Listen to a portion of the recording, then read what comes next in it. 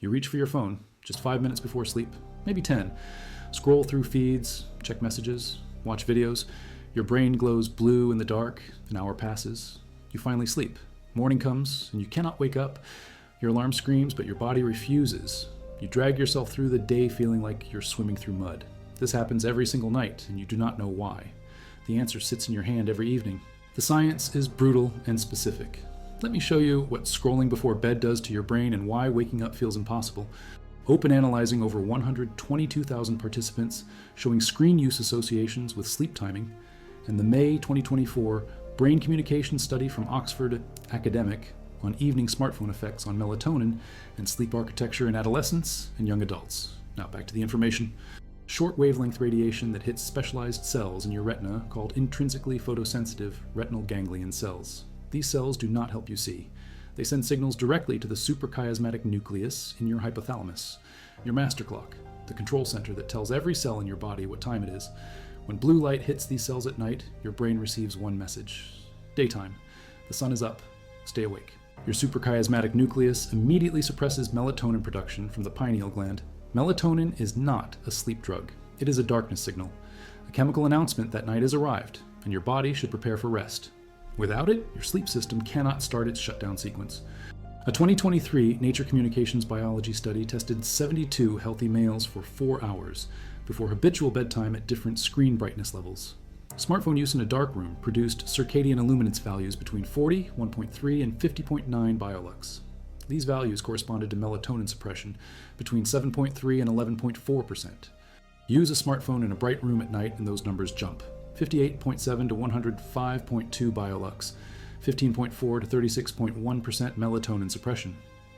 A 2015 Scientific Reports study analyzing smartphones at night found social media screens reached circadian illuminance values over 50 biolux, producing melatonin suppression values above 11%, even in optimal conditions. The May 2024 Brain Communication Study from the University of Salzburg and University of Basel tracked 33 male adolescents averaging 15.42 years and 35 male young adults, averaging 21.51 years. Participants rate on smartphones without blue light filters for 90 minutes before bed. Both age groups showed significant melatonin attenuation immediately after reading. Adolescents recovered fully within 50 minutes before bedtime. Adults still exhibited significantly reduced melatonin levels at bedtime. The damage was already done. The circadian system had been hijacked. Comparable brightness. Blue light suppressed melatonin for about twice as long as green light. It shifted circadian rhythms by twice as much. 3 hours versus 1.5 hours. 3 hours. Your internal clock moved 3 hours later because of screen light. This is not a minor delay. This is your entire biological rhythm dragged forward into the night. Your body thinks it is 6 in the evening when the clock reads 9. You try to sleep at 11, but your brain is convinced it is 8. Sleep onset becomes impossible. The phase delay compounds night after night. Each evening of screen exposure pushes your rhythm later. After a week, your biological midnight occurs at 3 in the morning. You lie awake, staring at the ceiling because your melatonin onset has not happened yet. These specialized ganglion cells express the photopigment melanopsin, which has peak sensitivity around 480 nanometers, right in the blue spectrum. When photons at this wavelength strike melanopsin, it triggers a signaling cascade through the retinohypothalamic tract. The signal reaches the suprachiasmatic nucleus within milliseconds. Neurons in the suprachiasmatic nucleus immediately begin suppressing melatonin production. But the effect lasts hours beyond the exposure. Even after you put your phone down, the suppression continues. Your pineal gland remains inhibited. Melatonin levels stay low when they should be rising. The dim light melatonin onset normally occurs 2 to 3 hours before habitual bedtime. This onset signals the start of your biological night. Screen light at this critical window prevents the onset entirely. Your biological night never begins. Your brain never receives the cue to initiate sleep processes. A February 2025 study in the International Journal of Molecular Sciences examined night shift workers facing profound circadian misalignment. Their cortisol secretion showed significant desynchronization from sleep-wake timing. Cortisol levels were higher during sleep and lower during work compared to day workers. The circadian disruption caused by shift work mirrors what happens with evening screen use. Your morning alarm goes off, but your cortisol is still at nighttime lows. No surge, no energy, no alertness. Just the crushing weight of adenosine that accumulated all night and has not cleared because your sleep was too shallow. Awakenings at earlier circadian phases produce larger cortisol responses. But when your circadian phase is delayed by evening screen use, the awakening response diminishes. You wake at 7, but your circadian system thinks it is 4. The cortisol surge is absent or blunted. This is endocrine dysfunction caused by circadian misalignment. A distinct state measurably different from full wakefulness manifesting as performance impairments and intense sleepiness. A March 2017 PMC review on sleep inertia found that impairments are most prominent during the biological night, when awakening occurs at or within 120 degrees before the core body temperature minimum performance crashes. Your body temperature hits its lowest point around 4 to 6 in the morning, under normal circadian timing. If your rhythm shifted 3 hours later from evening screen time, your temperature minimum now occurs around 7 to 9 in the morning. You're trying to wake up at 7, right at your circadian nadir, the absolute worst possible time. Sleep inertia under these conditions can last up to 4 hours. Spatial attention tasks show the largest deficits. Working memory fails. You cannot think clearly until noon. People report feeling drunk upon waking. Confusion, disorientation, inability to make decisions. This is sleep drunkenness, a recognized symptom of circadian misalignment. The hippocampus. Adenosine is a byproduct of ATP metabolism. Every neural firing, every thought, every sensory processing event breaks down ATP molecules releasing adenosine. Adenosine binds to A1 and A2A receptors throughout your brain. The dissociation constants for these receptors are 1 to 10 nanomoles for A, 1 in 100 to 10,000 nanomoles for A2A. A1 receptors have much higher affinity. They bind adenosine at 1/100th the concentration. This binding inhibits wake-promoting cholinergic neurons in the basal forebrain. It activates sleep-promoting neurons in the ventrolateral preoptic area. The longer you stay awake, the more adenosine piles up. A 17-hour waking day increases adenosine concentrations by 50 to 100%. Studies using microdialysis in mammals measured extracellular adenosine around 30 nanomoles during baseline. After extended wakefulness concentrations doubled to 60 nanomoles. The human cerebral cortex contains approximately 600 nanomoles of A1 receptors and 300 nanomoles of A2A receptors with regional variation. During waking, adenosine increases with a time constant of 18.18 hours. During sleep, it decreases with a time constant of 4.20 hours. These values come from the two-process model of sleep-wake regulation proposed by Borbély in 1982. The model describes sleep homeostatic pressure as an interaction between a homeostatic process and a circadian process. The homeostatic process reflects adenosine accumulation. The circadian process reflects the output of the suprachiasmatic nucleus. Under normal conditions, these processes align. Adenosine accumulates during the day when your circadian arousal signal is strong, keeping you awake despite rising sleep pressure. At night, your circadian signal drops, allowing accumulated adenosine to induce sleep. But screen light before bed disrupts this alignment. Your circadian signal stays elevated, signaling daytime. Adenosine accumulates to high levels but cannot overcome the artificial arousal signal. When you finally sleep, the circadian component prevents deep sleep. Adenosine clearance is impaired. During slow-wave sleep, adenosine levels decrease rapidly through multiple mechanisms: reduced neural firing, active transport, enzymatic degradation. The glymphatic system flushes metabolic waste.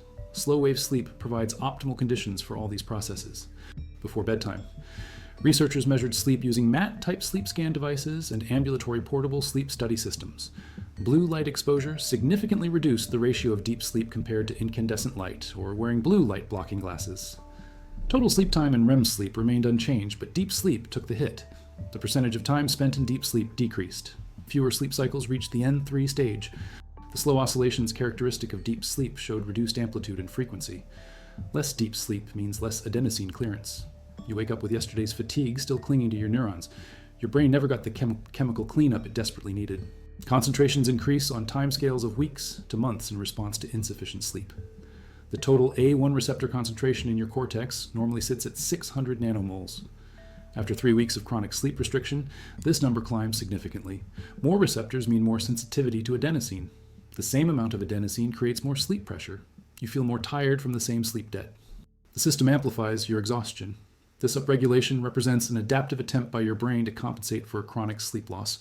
But the compensation makes daytime function even worse. Every adenosine molecule that accumulates during waking now has more receptors to bind. The signal amplifies. Sleepiness intensifies. The threshold for falling asleep drops dangerously low. Microsleeps occur involuntarily. Your brain shuts down for seconds at a time without your awareness. The psychomotor vigilance test measures simple reaction time to visual stimuli appearing at random intervals. Sleep-deprived participants show massive increases in lapses. responses over 500 milliseconds, complete failures to respond. These lapses increase exponentially with hours of wakefulness. After 24 hours, awake lapse rate increases tenfold. After 36 hours, participants can barely perform the task. Sleep deprivation negatively affects cognitive functions through adenosine, A2A receptor-mediated signal transduction. The mechanism is specific. When adenosine binds A2A receptors in the striatum, it inhibits dopamine signaling. Reduced dopamine impairs attention, working memory capacity drops, executive function declines. Sleep-deprived participants perform significantly worse. The deficit appears in both accuracy and reaction time. Functional MRI studies show reduced activation in dorsolateral prefrontal cortex during working memory tasks after sleep loss. This region depends on dopamine for optimal function. Adenosine-induced dopamine suppression explains the impairment. A February 2016 biology review examined working memory and sleep regulation. The interaction between circadian and homeostatic mechanisms becomes evident during extended wakefulness. Performance stays relatively stable during a normal 16-hour day. Circadian arousal compensates for rising adenosine, but once biological night arrives, performance steeply decreases. Circadian arousal drops, high adenosine levels dominate, working memory collapses. Studies using the psychomotor vigilance test showed that chronic sleep restriction causes large decreases in performance between weeks 1 and 2. The deficit persists even after recovery sleep. Participants slept 8 hours per night for a week. After 3 weeks of restricted sleep, performance improved but never returned to baseline. This lasting impairment reflects the A1 receptor upregulation. More receptors remain even after adenosine clears. The brain has become hypersensitive to sleep pressure. Full recovery requires weeks to months for receptor levels to normalize. This is not tiredness you can push through with willpower. This is neurochemical dysfunction at the receptor level. Your brain literally cannot process information at normal speeds because adenosine is clogging the circuits and receptor density has increased to amplify the signal. The worst sleep came from those who used phones only a few nights per week. The explanation is engagement and inconsistency. Daily users develop habituation. Their brains expect the stimulation. Non-users avoid it entirely. Intermittent users scroll through stimulating content that spikes arousal unpredictably. News articles that trigger anxiety, political discourse that provokes anger, social media posts that induce social comparison and inadequacy, videos that demand cognitive processing and emotional engagement. This psychological arousal interacts with the photobiological effects of blue light.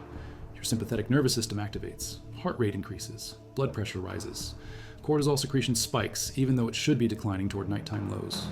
The National Sleep Foundation consensus statement, published in May 2024 in Sleep Health Journal, reviewed screen-based digital media effects across the lifespan. 16 experts in sleep and circadian science examined evidence from hundreds of studies. They concluded that screen use impairs sleep health in children and adolescents, primarily due to content rather than light alone. The content evokes psychological consequences: fear from scary videos, anxiety from news coverage, excitement from action content, emotional processing of social interactions, cognitive arousal from mentally engaging material. These effects drive alertness when your brain should be winding down. The hypothalamic pituitary adrenal axis activates. Corticotropin-releasing hormone triggers ACTH release from the pituitary. ACTH stimulates cortisol secretion from adrenal glands. Elevated cortisol at night opposes sleep. It maintains glucose availability, keeps blood pressure elevated, sustains cardiovascular arousal, all incompatible with sleep initiation. Muscle tone decreases. Consciousness fades. Theta waves appear on EEG. N2 is deeper sleep with sleep spindles and K complexes. Sleep spindles are brief bursts of 12 to 14 Hz oscillations. K complexes are large amplitude slow waves. Both protect sleep from external disturbances. N2 occupies about half of total sleep time. N3 is slow wave sleep, deep restorative sleep with delta waves below 4 Hz. High amplitude synchronized oscillations across cortex. This stage predominates in the first third of the night. REM sleep brings rapid eye movements, vivid dreams, muscle atonia. EEG resembles waking. Memory consolidation occurs. Emotional processing happens. REM periods lengthen across the night. The final REM period before waking can last 30 to 60 minutes. The May 2024 brain communication study found that young adults reading smartphones without blue light filters showed reduction in N3 sleep during the first night quarter. The first 90-minute cycle normally contains 20 to 30 minutes of slow wave sleep. After smartphone use, this dropped to 10 to 15 minutes. Less deep sleep in the critical first cycle means less memory consolidation.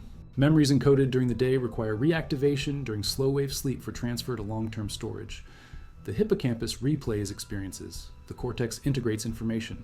Synaptic connections strengthen. Without adequate slow-wave sleep, this process fails. Declarative memories weaken. Facts you learned do not stick. Experiences you had fade faster. The smartphone stole the neural processing time needed to cement learning. REM sleep disruption compounds the damage. While the May 2024 study showed adults lost N3 sleep during the first quarter, they also showed sleep fragmentation throughout the night. More arousals, more stage transitions, less consolidated sleep. REM sleep requires specific neurochemical conditions. Acetylcholine levels must be high, norepinephrine and serotonin must be low. The locus coeruleus must silence completely. These conditions develop gradually across the night as homeostatic sleep pressure decreases and circadian REM promotion increases. Screen-induced circadian phase delay disrupts this progression. Your biological REM window shifts later. REM periods occur when your alarm clock demands waking. You miss the final extended REM period. Memory consolidation for procedural and spatial learning fails. Emotional regulation suffers. A July 2024 Nature Translational Psychiatry study examined REM sleep loss effects on brain connectivity. Insufficient REM sleep disrupts the dynamic reorganization of resting state functional brain networks. The default mode network shows particular vulnerability. Connectivity between posterior cingulate cortex and medial prefrontal cortex weakens. The thalamus shows reduced connectivity to multiple cortical regions. These changes impair memory consolidation, emotional processing, self-referential thought. The mechanisms trace to REM, specific neural activity. Pontogeniculo-occipital waves originate in the brainstem and propagate throughout cortex during REM. These waves drive synaptic plasticity. Theta oscillations in hippocampus during REM facilitate memory reactivation. Inhibiting theta waves impairs hippocampus-dependent memory consolidation. Screen-induced sleep disruption steals exactly these critical processes. Advancement and reduced daytime irritability, and the January 2015 Brain and Behavior Study in Science Direct on sleep deprivation and circadian misalignment effects on cortisol and inflammatory markers in chronic conditions. Now back to the information. Using targeted memory reactivation during sleep, participants learned emotional scene-object associations. During sleep, researchers played sounds associated with specific memories. Reactivation during slow-wave sleep enhanced memory. Reactivation during REM sleep alone caused forgetting. But when slow-wave sleep reactivation was followed by REM sleep, the enhancement was maximal. The two stages have complementary roles. Slow-wave sleep strengthens hippocampal cortical connections. REM sleep recalibrates neural excitability. A Science Advances study demonstrated that REM sleep down regulates a periodic neural activity. The spectral slope of EEG signals increases during waking, reflecting higher excitability. During REM sleep, the slope decreases, reflecting lower excitability. The extent of this recalibration predicted overnight memory consolidation success. Participants with greater REM-associated spectral slope reduction showed better memory retention. Screen-induced REM disruption prevents this recalibration. Neural excitability stays elevated. Memories fail to stabilize. Participants underwent weeks of chronic circadian misalignment.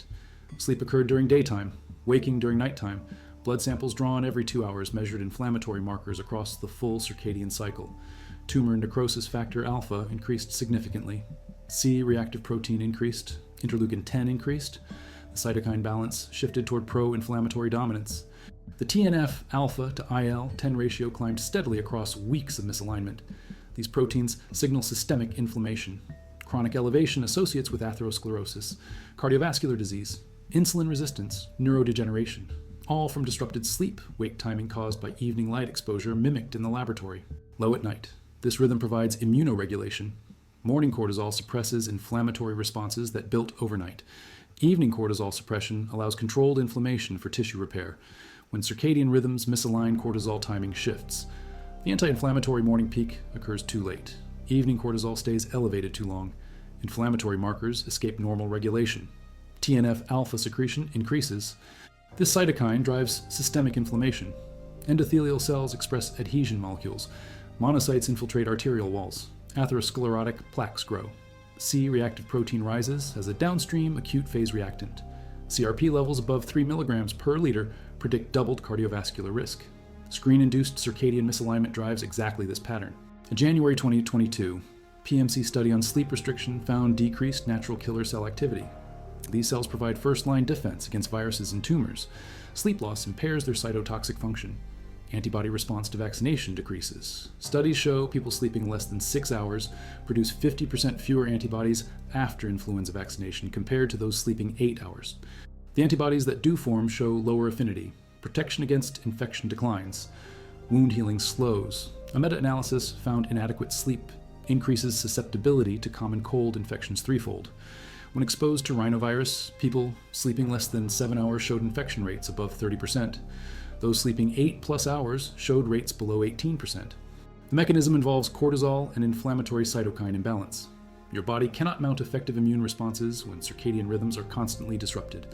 Each night of scrolling before bed pushes your immune function further into deficit. Heart attacks and strokes occur most frequently in the morning. A disrupted cortisol awakening response from circadian misalignment contributes to vulnerability.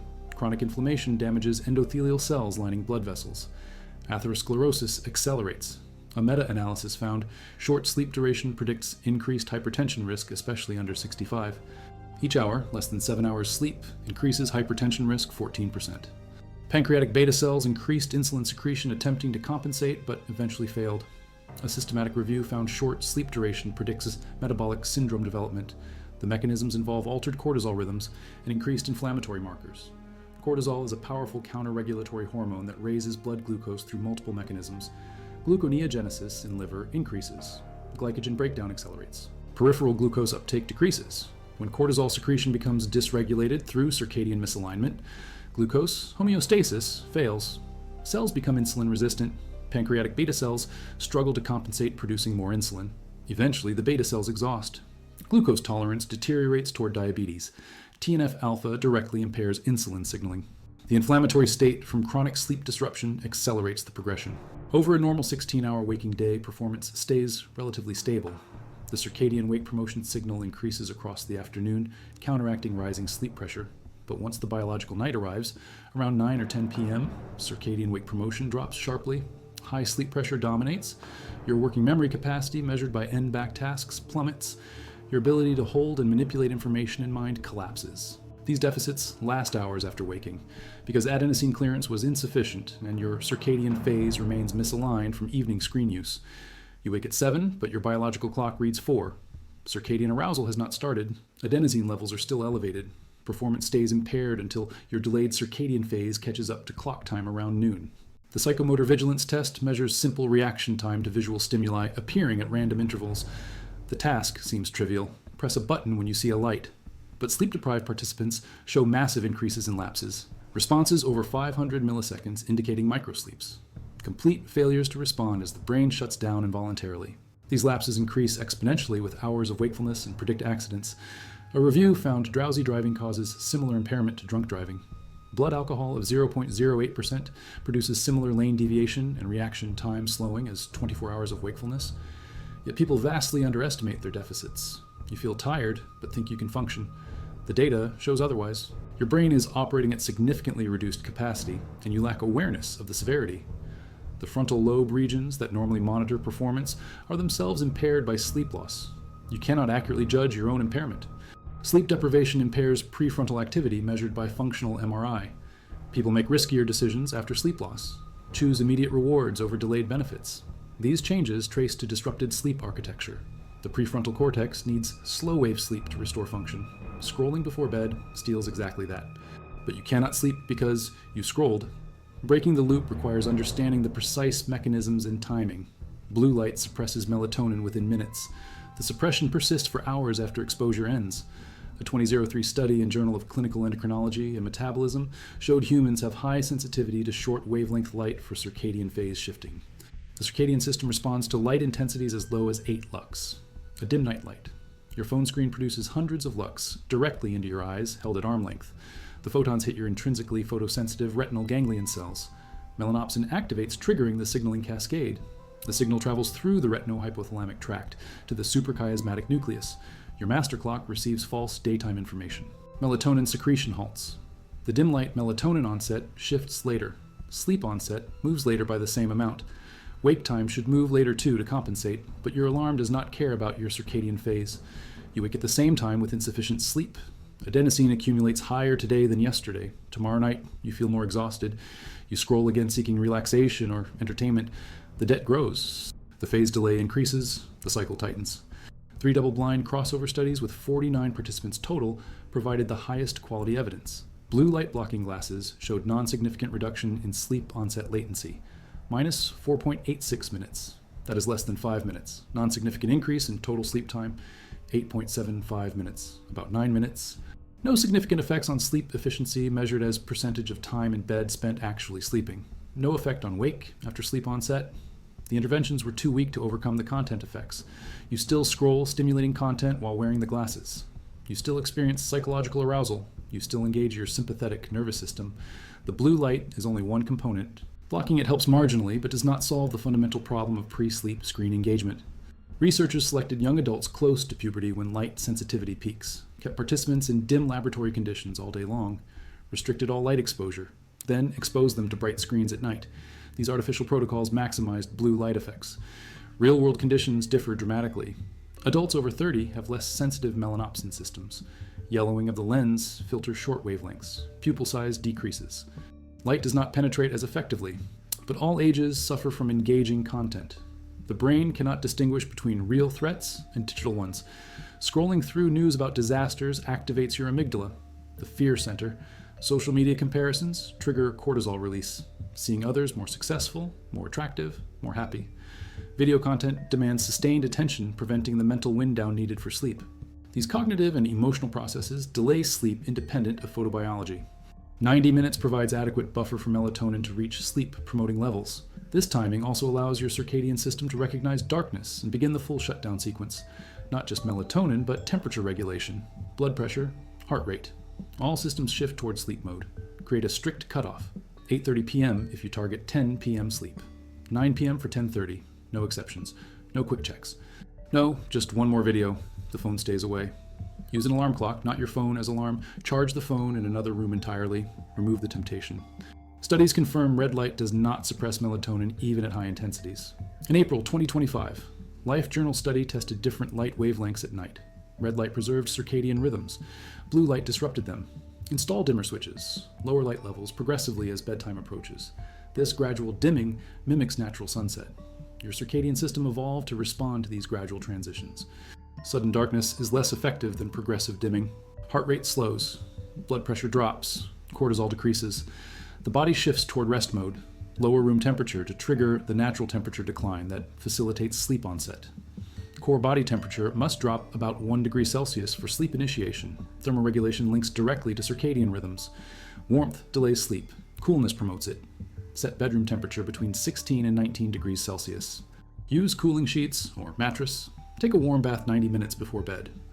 The subsequent cool down after exiting the bath accelerates the temperature drop needed for sleep. Melatonin onset will occur earlier in the evening. Sleep pressure builds earlier. A 2024 chronobiology and medicine study noted daylight exposure promotes sleep and circadian function. 10,000 lux for 30 minutes. The key is getting far more light in morning than evening. This contrast maintains circadian amplitude. Exercise within 3 hours of bedtime can delay sleep onset. Morning or early afternoon exercise maximizes sleep benefits.